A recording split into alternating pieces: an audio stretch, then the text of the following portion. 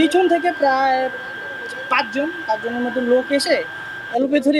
সেটা তো আসলে সবকিছু তোর বাসায় এসে বলে না। আজকে কি কেউ ওরে ফোন দিয়ে নেওয়ায় মারছে না কি করাইছে নাকি হচ্ছে আগের কোনো পূর্ব শত্রুতা চলছে বলে জানিয়েছে পুলিশ। কিছু তথ্য আমাদের কাছে আছে, তদন্তের স্বার্থে এই মুহূর্তে নাম বলছি না। আমরা আশা করছি যে খুব শীঘ্রই যারা যারা এই ঘটনায় জড়িত আছে। অস্ত্র নিয়ে কয়েকজন যুবক এসে চড়া হয় পলাশের উপর। প্রাণ বাঁচাতে উল্টো দিকে দৌড় দেয় পলাশ, পেছনে দৌড়াতে থাকে হামলাকারীরাও।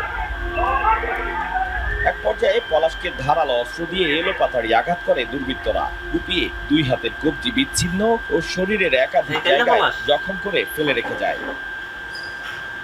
মুমূর্ষু অবস্থায় তাকে ঢাকা মেডিকেল কলেজ হাসপাতালের জরুরি বিভাগে নেওয়া হলে কর্তব্যরত চিকিৎসক মৃত ঘোষণা করেন। আমার বাইরে এমন নির্মমভাবে মারছে, দুইটা হাত কেটে নিয়ে গেছে।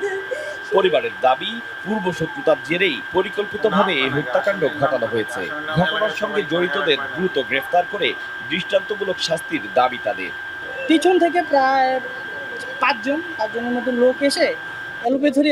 সেটা তো আসলে সবকিছু তোর বাসায় এসে বলে না। আজকে কি কেউ ওরে ফোন দিয়ে নেওয়ায় মারছে না কি করাইছে নাকি হচ্ছে আগের কোনো পূর্ব শত্রুতামি ছিল, কারা মারছে আসলে এইটা তো আমরা জানি না। জড়িতদের শনাক্ত ও গ্রেফতারে কাজ চলছে বলে জানিয়েছে পুলিশ।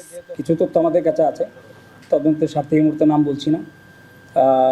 আমরা আশা করছি যে খুব শীঘ্রই যারা যারা এই ঘটনায় জড়িত আছে তাদেরকে গ্রেফতার করতে পারবো। তাদেরকে জিজ্ঞাসাবাদ করলে এবং আরও অন্যান্য তথ্য প্রমাণ পাওয়া গেলে আমরা তখন বলতে পারবো কি কেন এই হত্যাকাণ্ড ঘটনা ঘটেছে। থানার পাশাপাশি আমার ডিভিশনের অন্যান্য ইউনিট এবং ডিবি এবং সিটিটিসি টিমগুলো কাজ করছে। এ ঘটনায় সবুজবাগ থানায় পলাশের বোন বাদী হয়ে হত্যা মামলা দায়ের করেছেন।